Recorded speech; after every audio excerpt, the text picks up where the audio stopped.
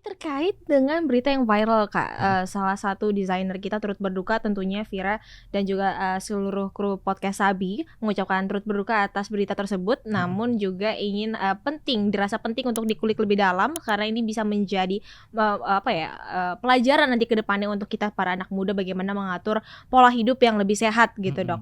Mengenai bagaimana, tanggapan dokter mungkin ya, bukan tanggapan ya justru lebih ke, justru kita, berduka gitu dan prihatin tentunya mengenai berita yang, saat ini beredar, seorang desain grafis dok, meninggal dunia karena diduga juga, saat ini beritanya beredar mengenai, diduga banyak begadang dan juga kafein, konsumsi kopi dan sebagainya dok. Itu, bagaimana dok?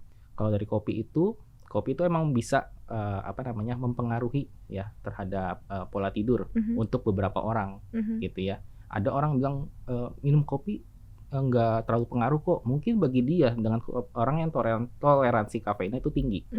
Mungkin dia sering makan coklat, minum kayak minuman berenergi banyak yang ada kafein secara nggak sadar bikin toleransi tinggi. Makanya orang bisa bilang kok gue minum kopi atau minum yang mengandung kafein nggak pengaruh apa-apa gitu ya. Cuman untuk beberapa orang mungkin nggak biasa dan dia dipaksa untuk minum kafein untuk bikin seger lah ya.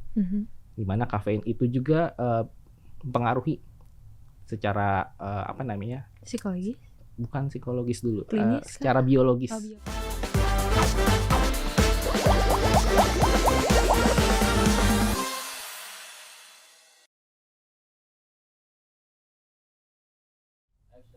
Hai Sahabat Bicara, balik lagi bersama Vira di podcast Sabi. Sahabat Bicara, semua kita bahas di sini.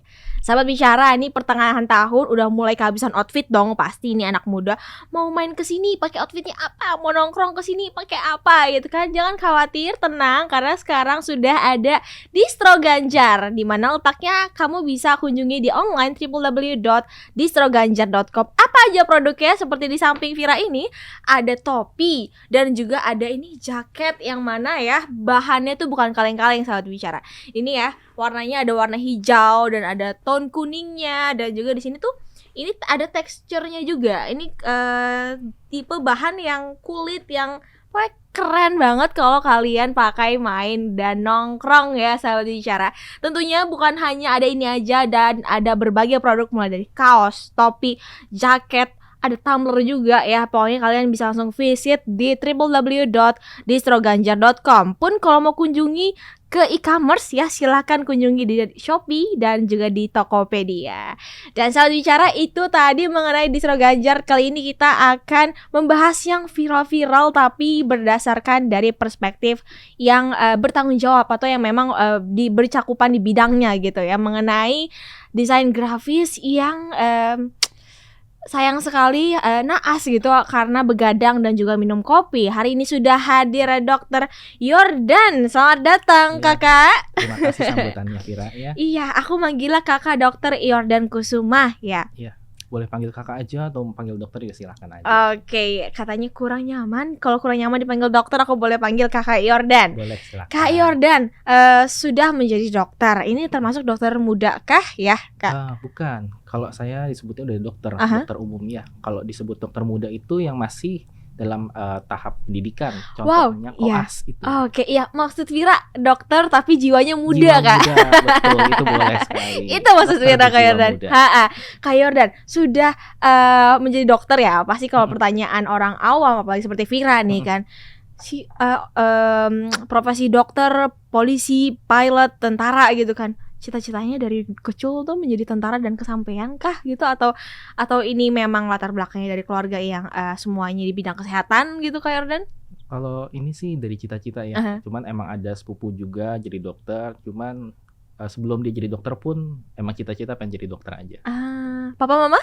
Enggak. Wow, trigger yang oke deh menjadi dokter gitu. Triggernya apa ya? Kayak keren aja sih. Bisa bantu menolong banyak orang. Gitu. Wow, itu dia ya. Gak ada hari libur ya untuk menjadi dokter, setiap hari harus bisa standby menangani pasien. Iya, walaupun kerjanya 5 hari kan, sementara kan masih kerja di klinik ya.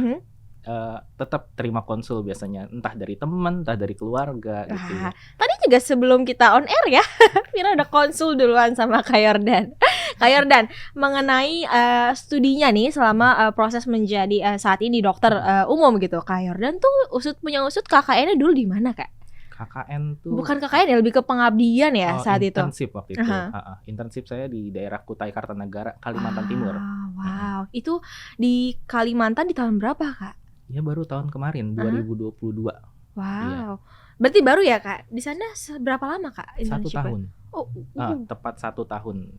1 tahun di sana bersama kawan-kawan atau sendiri, Kak? Kalau dari sini sih nggak ada yang berangkat bareng ya.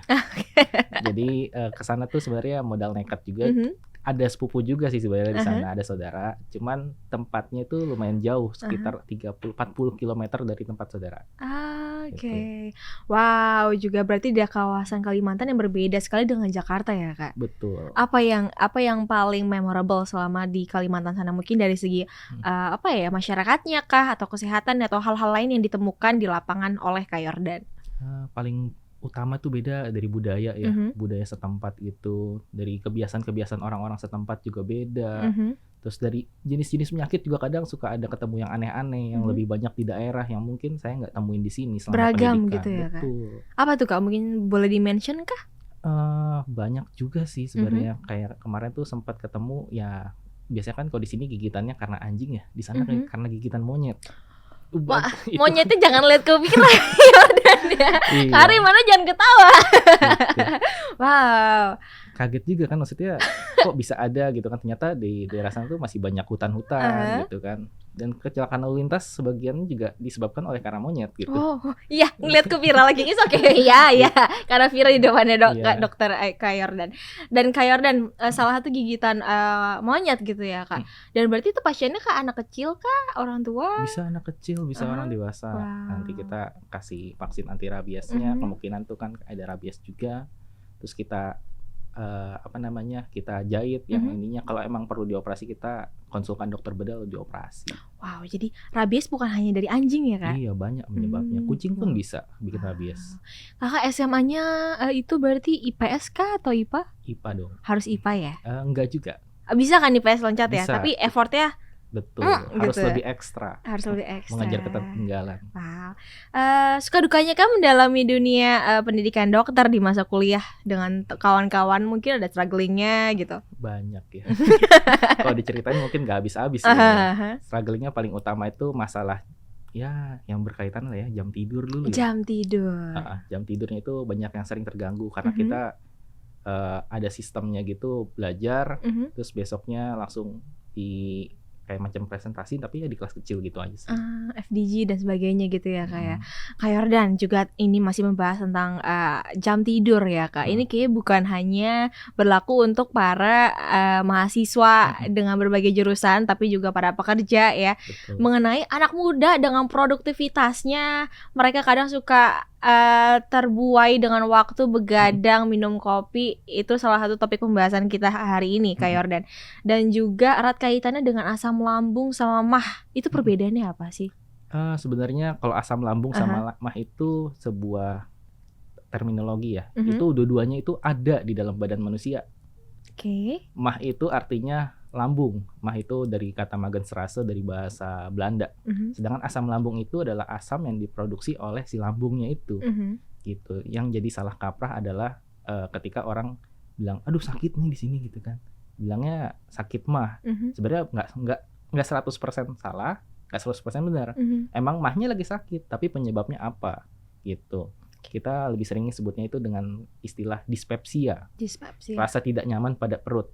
Dan biasanya khususnya pada daerah lambung. Bisa juga kita bilang gastritis atau mungkin peptic ulcer. Sebenarnya banyak istilah terminologinya gitu. Wow, banyak istilah terminologi dari penyebutan asam lambung dan MAH dan sebagainya ya, Kak.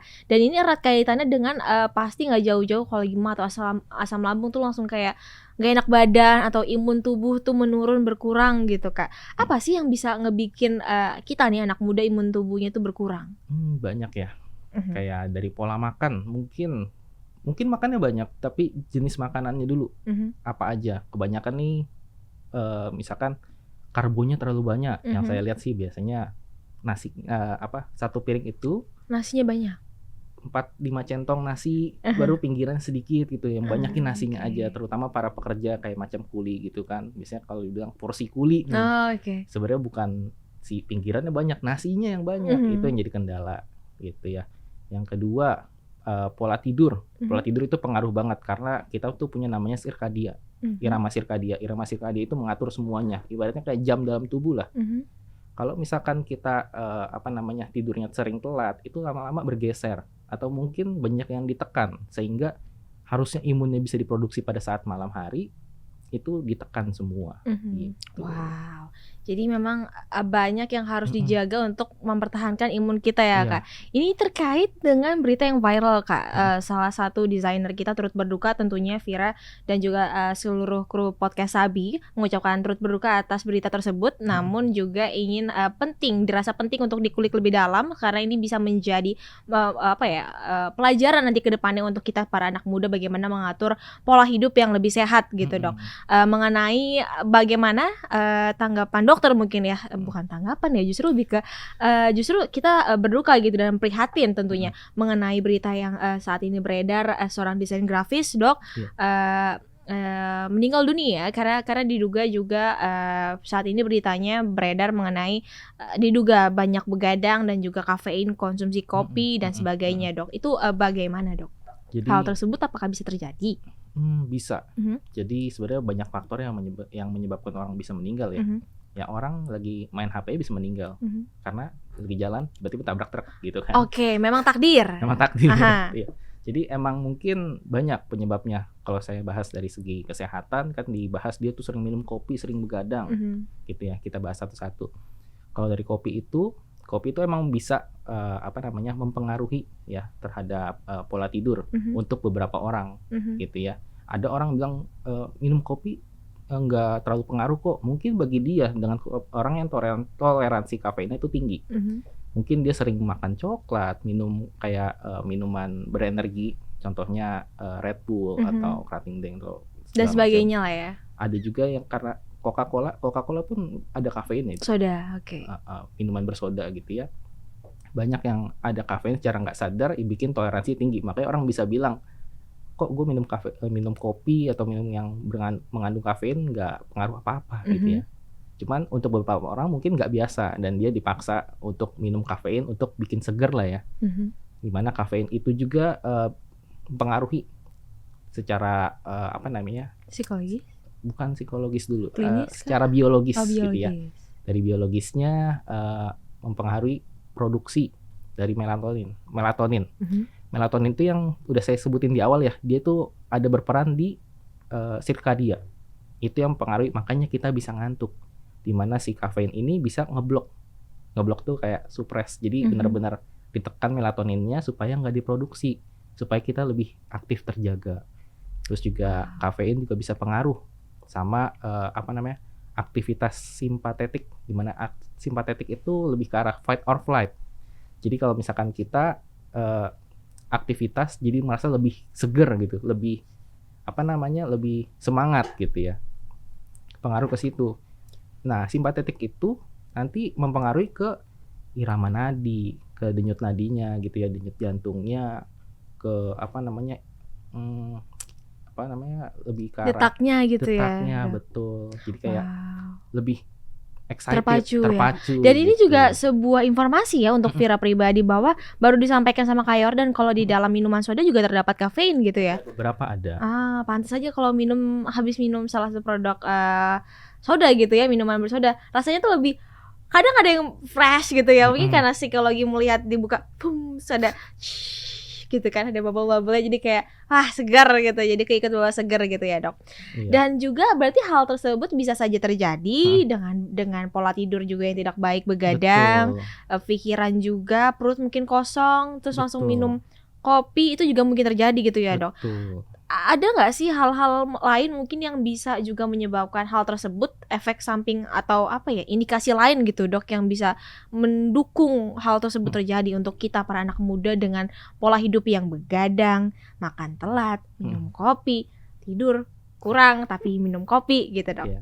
Jadi kopi sendiri itu sebenarnya bahan dasarnya itu dia ada asamnya ya. Ada kandungan asamnya dia masuk ke dalam lambung gitu kan, di mana asam lambung juga sudah tinggi karena tidak ada makanan yang masuk. Jadi asam lambung itu tetap diproduksi ya, walaupun ibaratnya nggak ada makanan yang masuk. Makanya bisa kadang mulutnya rasa pahit gitu, nyeri di sini karena ibaratnya asam lambung itu udah berlebihan. Saatnya makanan masuk tapi nggak ada yang masuk. Nah, ditambah kopi yang ibaratnya asam, masuklah dicerna lah gitu kan, pengosongan lambung 2 jam, masuk ke usus diserap, akhirnya jadi asam. Asam dalam darah tuh meningkat. Asam dalam darah meningkat, oksigen susah diikat karena oksigen itu pH darah itu harus sesuai gitu ya. Jadi di mana oksigen nggak bisa mengikat, jantung kurang makanan. Makanan itu berupa oksigen, kita sebutnya hipoksemia. Lama-lama jadi hipoksia kondisinya, jantungnya ibaratnya mati karena ibaratnya nggak dapat oksigen. Dapat dari mana?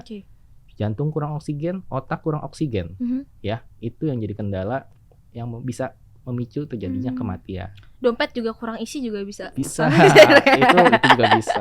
Dok, tapi kan tadi Kak Yordan tadi bilang kan kalau misalkan perut kosong, kalau bisa jangan makan yang asam gitu atau yang pahit gitu kan ya masuk ke mulut. Gimana kalau makanannya pahit tapi disuapin sama gebetan? Waduh, jangan yang pahit-pahit dong. Itu jadi manis gak sih tuh, Dok? Kenangan aja yang manis. Iya.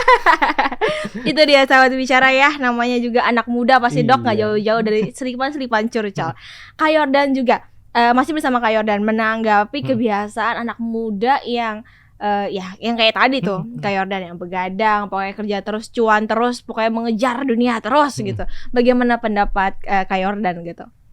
Menanggapi yang suka begadang gitu ya. Pokoknya kerja terus makan tidur sesempatnya. Sebenarnya itu gaya hidup yang sangat tidak sehat ya.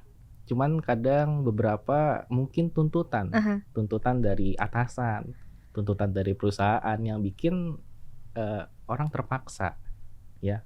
Jadi ya mungkin dari 2 faktor, orangnya mungkin kerjanya lambat, tidak efisien, jadi kerjaannya bisa tertunda.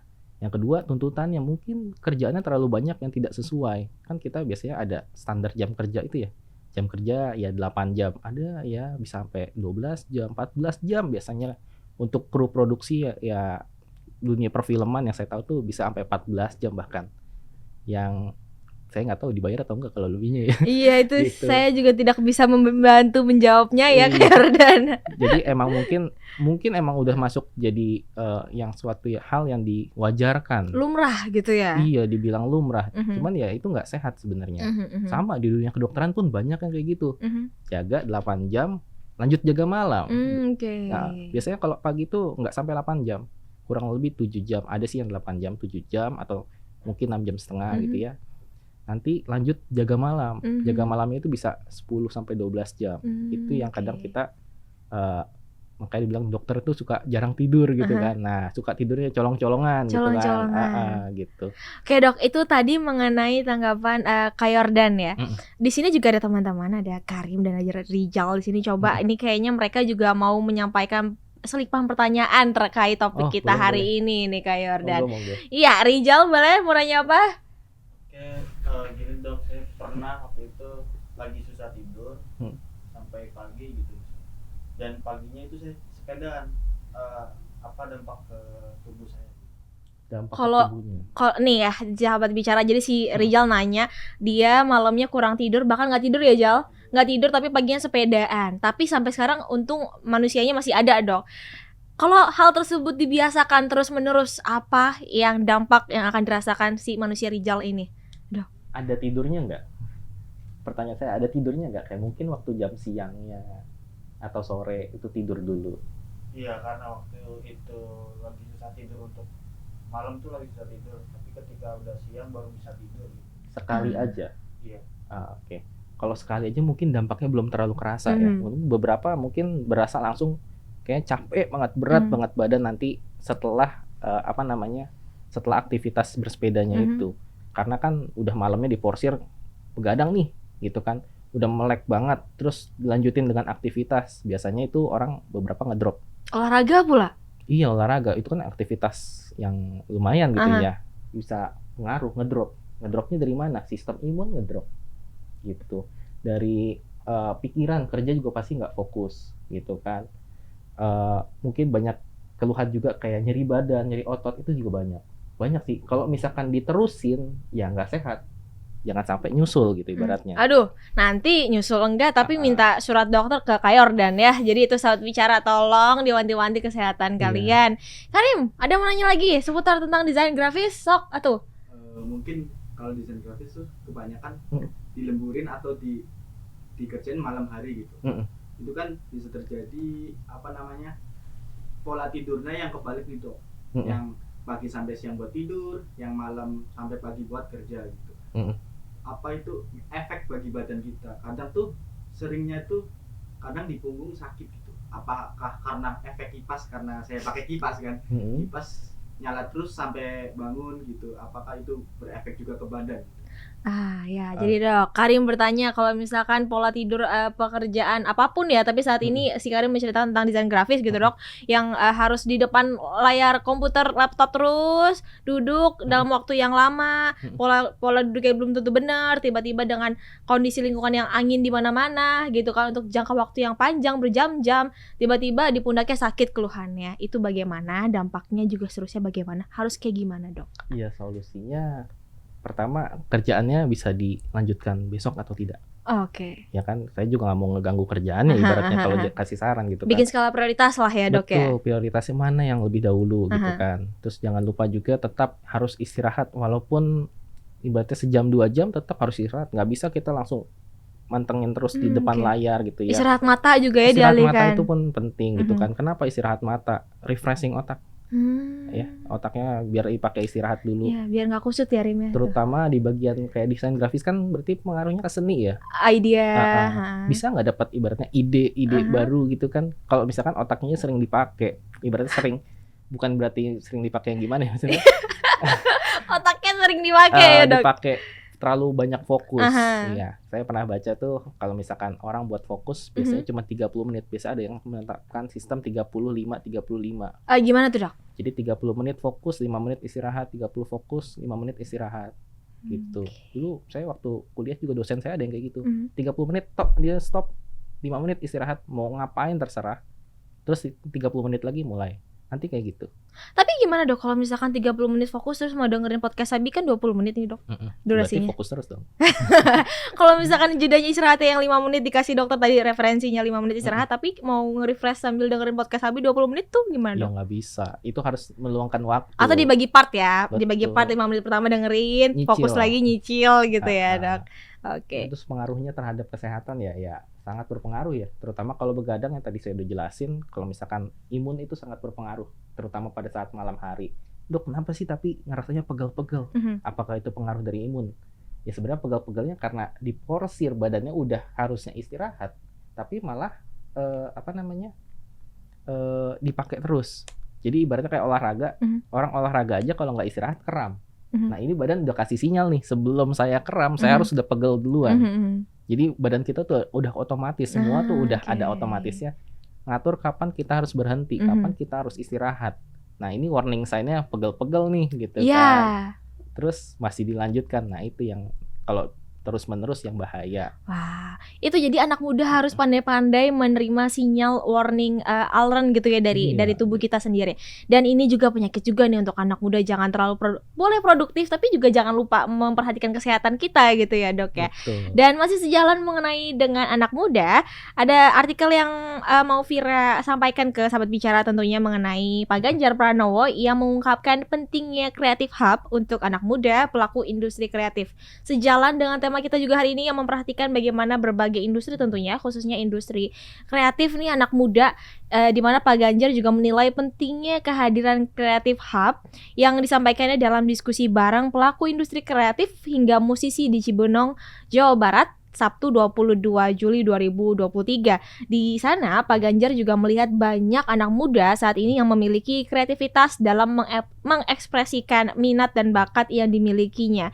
Dan menurut Pak Ganjar juga hal positif ini perlu diberikan ruang agar mereka bisa lebih berkembang dalam mengeksplor diri. Dan ini sahabat bicara juga masih concern juga ada sosok pemimpin muda dan juga seperti Pak Ganjar yang memperhatikan terhadap industri kreatif dan anak mudanya. Ini menjadi perhatian khusus juga untuk kita sahabat bicara. Kembali lagi Vira ingatkan untuk produktif harus boleh, tapi juga jangan lupa memperhatikan kesehatan kita gitu ya. Betul. Kak Yordan, harapannya Kak Yordan, atau mungkin sebelum ke harapan kita ke tipsnya dulu, mungkin berkali-kali sudah Kak Yordan sampaikan, jangan lupa untuk makan sebelum perut kosong. Kalau perut kosong jangan makan yang asam-asam dulu, teh manis dulu boleh nggak sih Kak Yordan? Buat ngeganjel nggak masalah. Nggak masalah. Cuman masalahnya abis itu makan atau enggak? Oke. Gitu. Jadi kalau yang manis-manis itu ya seenggaknya asam lambung bisa sedikit dinetralkan karena ada yang masuk gitu ya. Cuman abis itu makan atau enggak, jangan cuma abis minum teh manis terus 5 jam baru makan, ya sama aja bohong gitu kan. Ya Vira kayak gitu. Mungkin tadi obrolan kita sebelumnya mengenai prevention, mengenai pencegahan baiknya sebagainya. Tapi sekarang nih kalau misalkan ada anak muda yang udah kadung nih Dok, udah punya pola tidur yang berantakan dan udah kayaknya sulit untuk merisetnya dari ulang lagi gitu. Adakah tips khusus Dok untuk para anak muda yang udah bebel banget nih kayaknya untuk tentang mengatur pola kesehatannya? Mengatur pola kesehatan ya. Ya pertama mindset dulu, semua itu berasal dari mindset. Mindsetnya mau sehat atau enggak? Mau. Ya mau kan. Sekarang udah tahu nih mau ngapain aja. Kalau mau sehat mau ngapain aja? Mau ke konser, tahun ini banyak konser. Oh enggak, maksudnya apa yang harus dilakukan untuk menuju sehat? Untuk menuju sehat, mau ya harus bisa tertib, konsisten. Nah dimulai. Ini kan udah katanya konsisten. Konsisten untuk apa? Olahraga. Makan sehat. Ya kan. Terus jaga pola tidur, ya kan, banyak. Cuman yang jadi permasalahan adalah konsisten. Konsisten itu bisa dilakukan kalau melakukan 1% setiap harinya. Jadi 1% harus mau upgrade 1%. Misalnya kalau olahraga, contoh yang paling gampang olahraga ya sit up lah di rumah. Buat ngurusin perut gitu misalnya, gitu kan. Sit up misalnya mungkin pertama 10, mungkin minggu depan jadi 20. Itu yang diperlukan konsisten. Terus misalkan kayak kemarin saya sempat lihat dari story teman saya, punya circle gini amat, orang mau stop makan jam 7 gitu kan. Terus diajak makan jam 9. Terus ikut aja, terus numpuk piring sushi banyak banget gitu kan. Ya bisa juga dari pola circle pertemanan yang bisa mendukung pun itu perlu punya ya. Harus suportif dari teman-temannya gitu kan. Ya kalau misalkan yang nggak bisa suportif, bisa membatasi diri. Mungkin emang makannya banyak nih, cuman mungkin porsinya dikurangin, jenis makanannya dibedain. Ya, kayak diet karbonya dikurangin gitu kan. Ditambahin ya protein boleh gitu kan. Atau mungkin ngomong porsinya dikurangin pun nggak masalah gitu. Jadi harus perlahan, nggak bisa instan langsung semua di stop. Kalau kayak gitu badan nggak bisa kompromi, ibaratnya nggak bisa kompensasi langsung stop, pasti jatuhnya lemes, malah bisa sakit loh gitu. Jadi harus perlahan, yang penting konsisten gitu ya. Dan terakhir nih Kak Yordan, harapan untuk anak muda yang diiringi dengan kepadatan produktivitas aktivitasnya, tentunya dengan tuntutan keluarga dan juga tuntutan dari masa depan, cita-cita, capaian. Silakan Kak Yordan sampaikan harapannya. Harapannya ya, kalau harapannya sih supaya bisa makin produktif tapi dengan efisien. Jadi walaupun dengan tenaga yang sedikit hasilnya banyak, itu efisiensi. Yang kedua, jaga pola hidup. Jaga pola hidupnya dari pola tidur, pola makan gitu ya. Terus yang ketiga lebih ke arah ini sih, prioritas. Betul, tadi kan kita sebut juga ya, prioritas mana yang kita bisa dahulukan ya dahulukan. Mana yang bisa kita belakangin supaya apa? Ya ibaratnya pikiran kita terfokus, kerjaan kita nggak terbengkalai. Kalau misalnya pekerjaan kita nggak terbengkalai, bisa jadi semua lancar gitu kan. Nggak ada yang perlu di-delay, nggak ada yang perlu ditelat-telatin, nggak ada yang perlu dilewat-lewatin gitu. Terus yang keempat, harus tahu batasan diri. Badan kan tadi udah saya bilang ya, ada limit, ada warning sign-nya. Ini warning sign-nya mau diikutin atau enggak. Kalau misalkan mau diikutin, ya kita bisa sehat. Tapi kalau misalkan kita mau break the limit, ya break the limit yang bukan pada tempatnya, itu suatu kesalahan menurut saya, seperti itu. Wow, jadi banyak hal-hal yang harus diperhatikan untuk anak muda ya Dok. Betul. Ya. Dan itu dia sahabat bicara, pembicaraan kita dengan Kak Yordan. Terima kasih atas waktunya. Sama-sama Vira. Dan kembali Vira ingatkan juga kepada sahabat bicara untuk mendapatkan berbagai produk dari sahabat bicara, merchandise tentunya juga dari Distro Ganjar, bisa dikunjungi. Sekali lagi Vira kasih tahu, www.distroganjar.com. Pun kalau mau belanja bisa di e-commerce seperti di Shopee dan juga di Tokopedia. Apa aja produknya? Banyak produk-produk baru, diantaranya seperti jaket ini yang berwarna hijau dengan ada logo sahabat Ganjar 2024-nya, dengan bahannya juga yang quality premium, dan ada topi, ada mug yang baru juga, dan juga ada tumbler. Silakan kunjungi di Shopee dan juga di Tokopedia. Kalau kalian mau mendapatkan informasi update terbaru kapan podcast Sabi ini tayang bersama siapa, tentunya dengan narasumber-narasumber yang informatif juga ya, dapatkan informasinya di Instagram, di YouTube, dan juga di Facebook. Sambil bicara, Vira harus akhiri pembicaraan kita pada episode kali ini. Jangan lupa nyalakan tombol lonceng channel YouTube ini. Vira pamit undur diri dan narasumber Kak Yordan, terima kasih banyak, terima pamit kasih undur juga. diri. Siap.